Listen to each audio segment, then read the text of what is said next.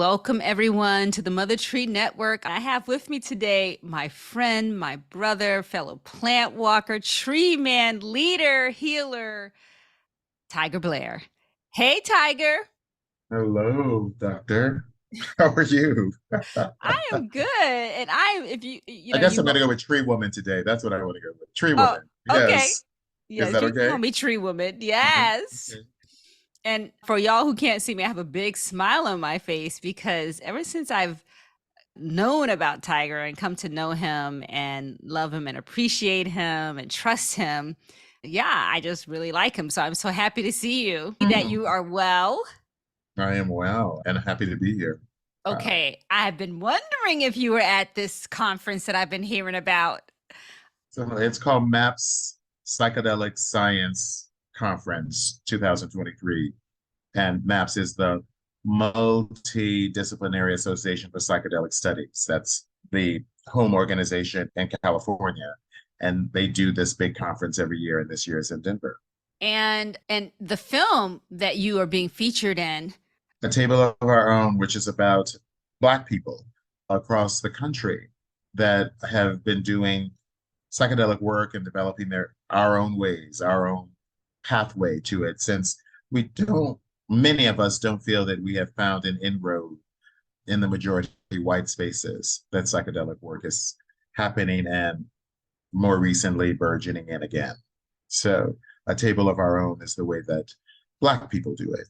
And how we've been doing some sort of roots since we've been on this land and long before that, but how that's incorporated into now what is being called psychedelics and plant medicine. I love Yeah. you. I love that you took a step back from this current incarnation as where it's called psychedelic plant medicine and saying, hey, Hmm. but we've had access to this. This has been part of what we've done on this planet. Before Yeah. it had there was this term for it. And one of the reasons I like that is because I think I've heard Tony Moss speak to this too, who's another leader in the space, Black man. And he's in the film. And he's in the film. Okay, Hmm. great. And he's a fabulous musician. Oh my gosh. Anybody who has not heard the album Bird Tribe, it's an album called Birds of Paradise, I believe, and the group is called Bird Tribe, but it's led by him. I listen to it all the time. I listen to it all the time. Hmm. And there's a song that he has by himself that's called Grateful. Have you heard that one, Hmm. Tiger? I have heard it. Yeah. Ah, Mhm. that's when I need to shift or when I wake up with it on my mind, I play that song. So Tony Moss, shout out to you and thank you, thank you, thank you for Mhm. your medicine. We're here with my friend Tiger, and I wanted to ask you, Tiger, because you have such a resonant, beautiful voice. Thank You you. do, yeah. I feel like you have an arts background. Could you speak to that a little bit before we get more into a table of our own? Your feeling is absolutely correct. There is an arts background, and as I even do the work that I do today, I say that a lot of the trainings that I'm doing today are modeled after the theater training that I got from a young person. So my mother was a singer. She did that. She was a classical singer. And then her first cousin, his name is Keith. He was an actor and a musical theater performer. And those two, at some point in my life, had been parents. My mother, up until the time I was 14 or 15, and then Keith took over parenting at 16. And at that time, he was an actor at the Oregon Shakespeare Festival in Ashland, Oregon.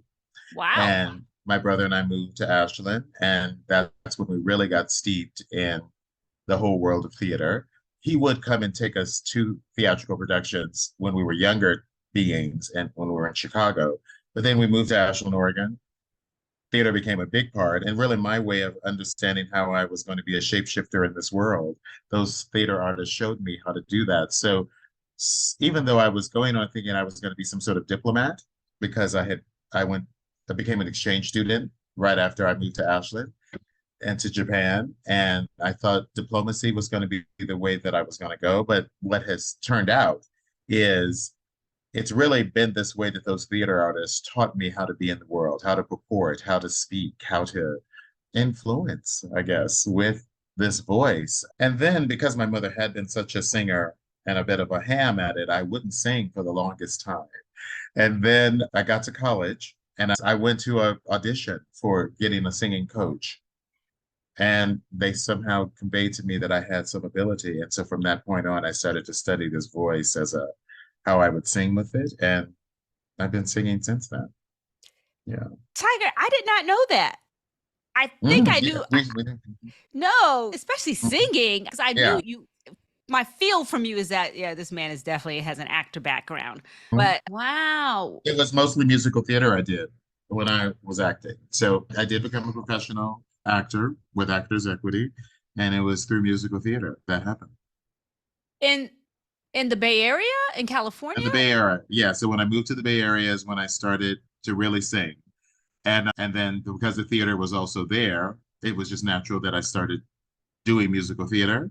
And I started doing musical theater out here and became a member of Actors Equity. And now I haven't been doing that for a while, but it is definitely a part of who I am. And the voice is so powerful as a transmitter and as a I had a teacher once and she was getting mad at me. Nana Sakara, may she rest in peace. She also, by the way, was a student of Malidoma Somé. Hmm. But more like a contemporary. They were more like in similar age group. Hmm. And she used to get mad at me sometimes because I was like something about paper. I don't know. I was like, you said on the paper when I was in one of her classes. She said, "Stop talking to me about paper." She said, "Don't you know the power is in oral transmission?" And I was like, "Hey, Hmm. yes, there's a right. Remember the oral, the power of the voice." Right. The power of the voice. Yeah, I think the biggest gift that I'm most appreciative of is this voice that I have because it's also the one that is mentioned most often. Sometimes when I hear myself, so if I had to hear this back, I'm horrified to hear my voice. But really, the thing that is mentioned the most in my life of when someone acknowledges something about me is the voice. They're like, that I know your voice, I hear your voice. And so my sense of that is that this is what I was given by the goddess to use as one of my key abilities is how I use the voice. And what I'm learning more now lately is how I use the voice in a way that is loving, nurturing, holding, as opposed to what I think we learn in Western system education, which is to more use it like in some sort of authoritative fashion. And it's not that I don't have that, but I do know the distinction of using it as a healer as opposed to using it as some sort of general. Um, Yeah. yeah. I love So, what you said about using the voice as a holder. Yeah. I think one of the things that she was communicating to me was your voice is vibration. It's not just what you say, it's the vibration of it as it right. is moving through your particular vessel. And you mentioned the divine mother, divine goddess, Mhm. and you have such a rich masculine voice. So it's such a beautiful container, I feel, for the divine feminine to feel safe Yeah. when there's this like rich voice that's holding so gently. Hmm. Absolutely. And interesting enough, how I hold this voice in me even is that I am a manifestation of the larger divine feminine, and this is a part of her masculine presentation.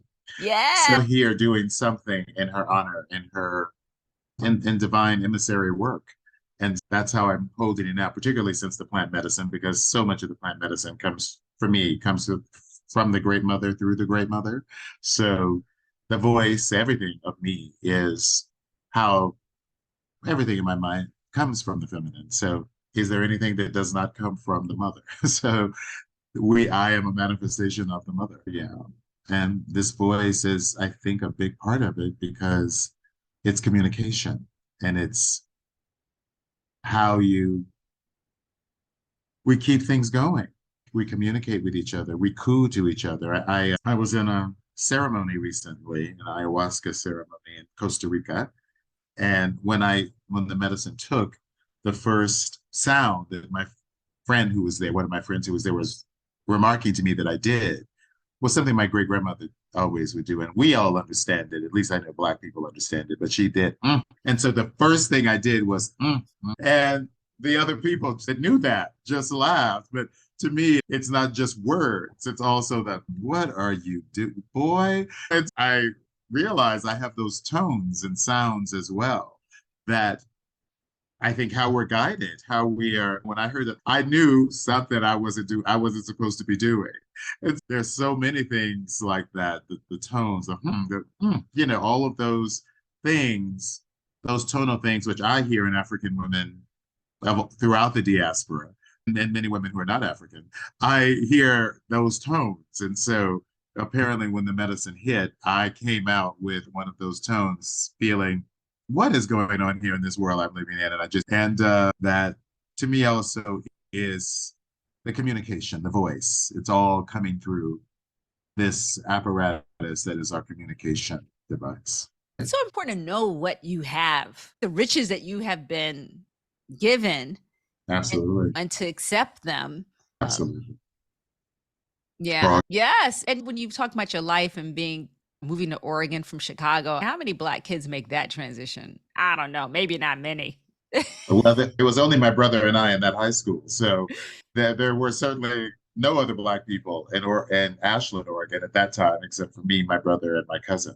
Yeah, it was quite a jump. But I want to say, so healing for me, because I want to make sure that I communicate that it had been quite a tumultuous time. My post Jim Crow parents and coming to redlining Chicago and what they had gone through and what they were going through. And a lot of it, they were self-medicating and trying to find their way to survive something that was very difficult. I didn't realize all that at the time, but their strife with one another, their strife in the world, that the jobs they were on, that was all being manifested in their weekend behavior, which was largely alcohol induced and usually escalating into some sort of tumult. And so by the time I was a teenager, I was just, I couldn't do that anymore. But there had been so many traumatizing things that had occurred at that point. And Chicago being so segregated, the world was just, I was afraid of whiteness and going into white neighborhoods. And there was all kinds of thoughts and feelings and communications to me that I could not go to those neighborhoods, otherwise I would be killed. So Ashland was really healing because it's an all-white town. And I get there and those people are hugging and kissing me.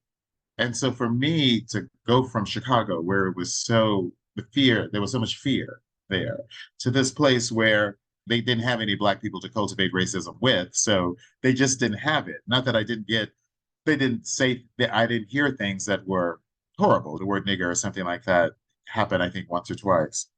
But they didn't know not to hug and kiss me and to embrace me and to celebrate my artistic expression.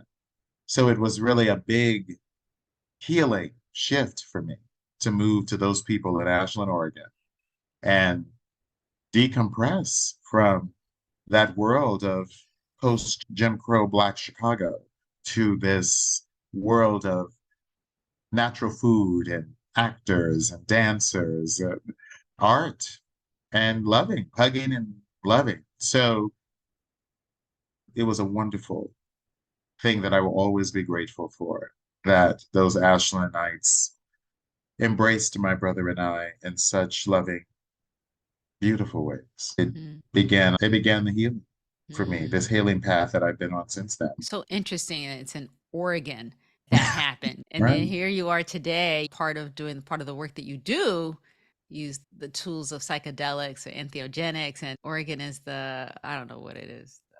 It's the first state that has decriminalized those things. Okay, there you go. We can call it that. We can call it a leader too, though. It's not just decriminalized. It's like a lot of stuff is happening to break down prejudices and misconceptions about entheogenic psychedelics and medicines in Oregon. So you went there, you went to Ashland, landed in an arts community, got to develop this beautiful voice and the skills of an actor, and to become an exchange student to Japan.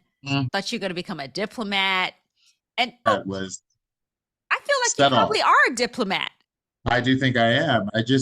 When I realized I would be doing American foreign policy and not just this unifying United Nations things that I really wanted to do, I thought, I'm not going to become a diplomat. I don't want to exert American foreign policy in the world. But I have. And I think it was really interesting enough, the actors that showed me how to shapeshift into different places, to listen and be with the culture I was with. They're the ones that showed me how to do that, how to be in reaction, interaction, relationship, and bring my heart, my spirit, my soul to it. So yeah, I did go on to be a diplomat, but not just as I had it has had it as it had been said to me a diplomat was when I was 17 years old.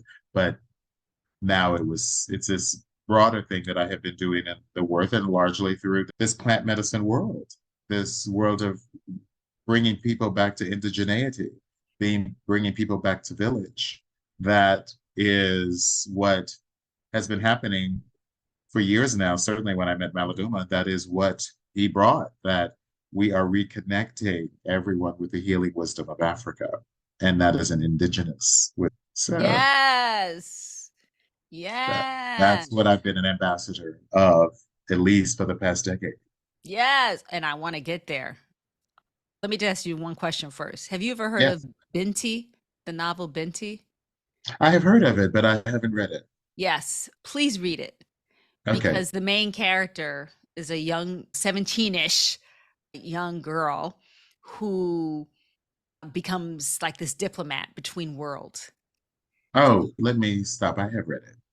I have read that You novel. remember? And I loved it. she's a harmonizer. Yes, yes. She's a harmonizer. Yeah, I did read it and I loved it. Yes. It was a yeah, a trilogy. And I Yes. yes. Yes. And the author's name is escaping me now. It's Namede Neki. Yeah, Neri Okurafor.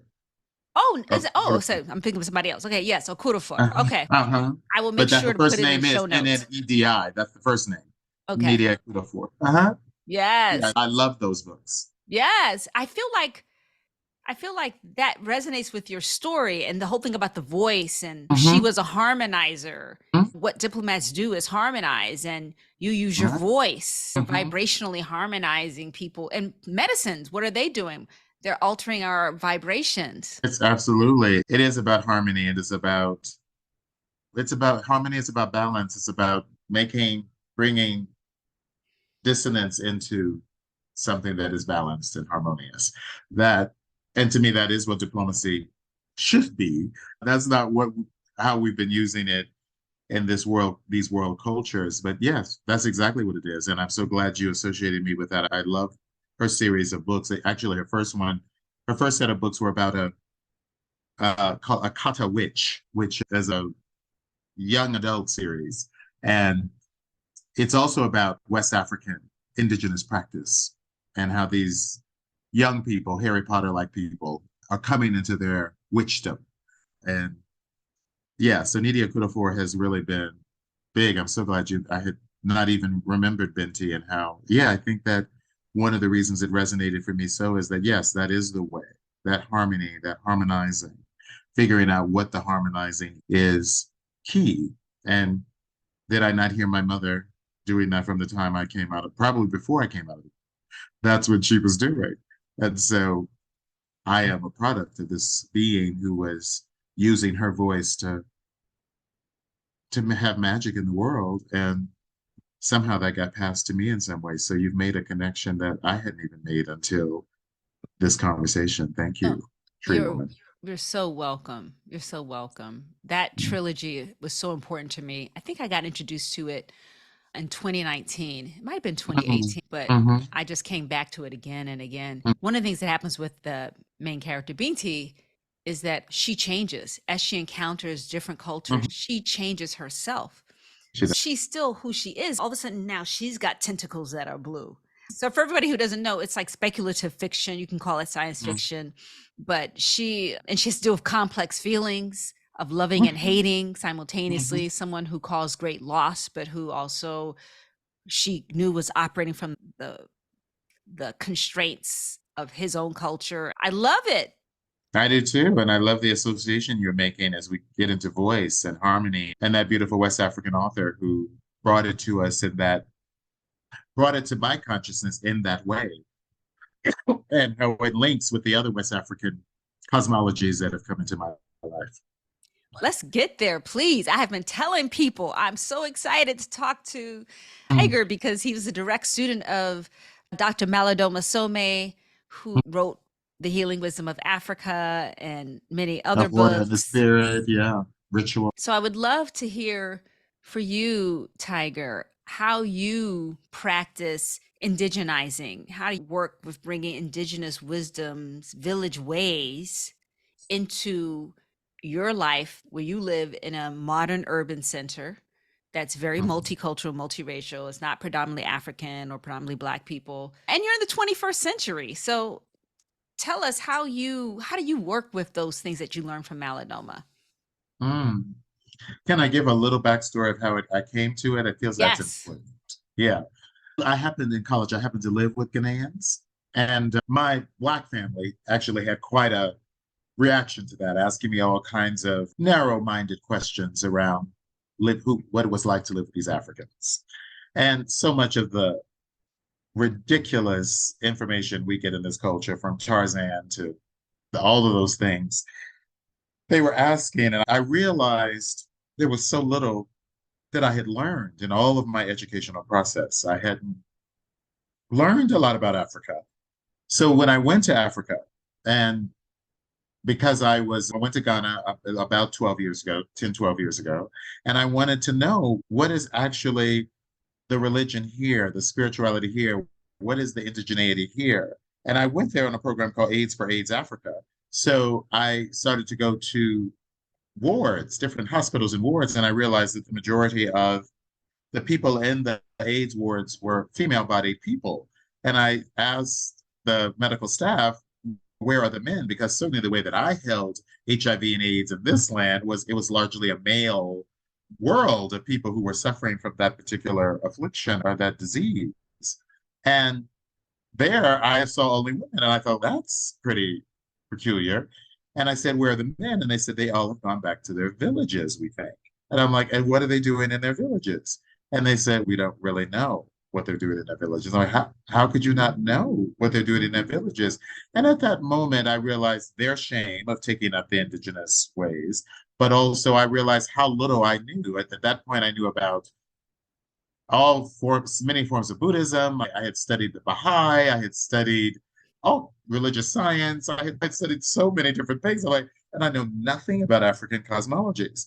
So I then became very curious to learn. Tell me, where is it? How can I learn this? So I came back from West Africa with that fervor. And as we know, the goddess, the universe provides, Malidoma Somé came into my midst. And so I actually went to a family constellation conference because I had been introduced to that, and Malidoma was the keynote speaker. From there, yet again, like Ashland, we were maybe the two Black people at the family constellation conference. So I asked him, will you be my mentor? And he said, I had a feeling you were going to ask me that. And that is how the journey began. And so he had his course called Indigenous African Shamanic Technologies, and I joined it. And that was about a 3-year process of going through the different rituals of that he was bringing to Burkina Faso. So he had already separated from his first wife, Sabonfu, at that time, but she was also here in the Bay Area where I live, and she was working largely at Spirit Rock doing the grief ceremony. So they had split out the rituals where she was largely handling the grief part, and he was largely handling the other rudimentary, elemental rituals, including an ancestral ritual. So that was how I began to learn. And I really wanted to know because I realized that so many of us were distanced from our African selves, certainly those of us of the New World and the African diaspora. We were just so distanced. So I needed to know. I knew about all of these other cosmologies and religious ways, but I didn't know ours. I didn't know the one that was indigenous to my ancestors. So I began to learn. And in that process, Malidoma looked at me in my configuration and referred to me as a gatekeeper, which in many ways is the multi-spirit, at least two spirit, that I think is even in this case more than one. more than two spirits, and the way that the gatekeepers hold the balance. That's what we actually do for the village, for the community. And he said he came to the Bay Area and he said, there's so many gatekeepers here, speaking about the gay community. And he says, but they're not doing the gatekeeper work. They're doing something else. They seem to be focused on the sexual part of their lives, not the spiritual part. And that's when I began to really hold, oh, this configuration is a spiritual configuration. And as he pointed out, so many of us were doing helpful and healing jobs or something always related to the healing of the community, the fixing, the uplifting of the community. He says that's what gatekeepers do in Africa. They look at what the people in the village are doing, the struggles they're having, and they assist in elevating and or bringing balance. And that's what I recognize that I do, who I am, and that I had always been in some health and healing wellness profession in some way or teaching, guiding in some way. And so I realized, oh, I guess I am exactly what you're telling me that I'm configured to be because I am drawn to doing that sort of work. And then that led me to this plant medicine world. So I certainly have been continuing to be in the Dagara traditions and working with them. And I'm actually going to go to Burkina Faso this year to continue some of that work. Yeah, and that's isn't that a new tidbit? But I found myself getting interested in the Mazatec and this Mesoamerican group of people where the woman Maria Sabina in the 50s was discovered and interested in her story and reintroducing this hemisphere, or not introduced, she had it, but introducing Americans to the mushroom. And what has happened since then? And then somehow I found myself learning from people who were attached to the Maria Sabina tradition and learning about that indigenous practice. So it started to, and there, of course, there's always overlap with these indigenous practices. And so I began to see, but I realized that was my next step. There were medicines through rituals and ancestor work, which is largely what I did with the Dagara people. And then there is work to help us to start to open the field, open the way in which we can hold more in our consciousnesses. And that's what was coming in through the medicines.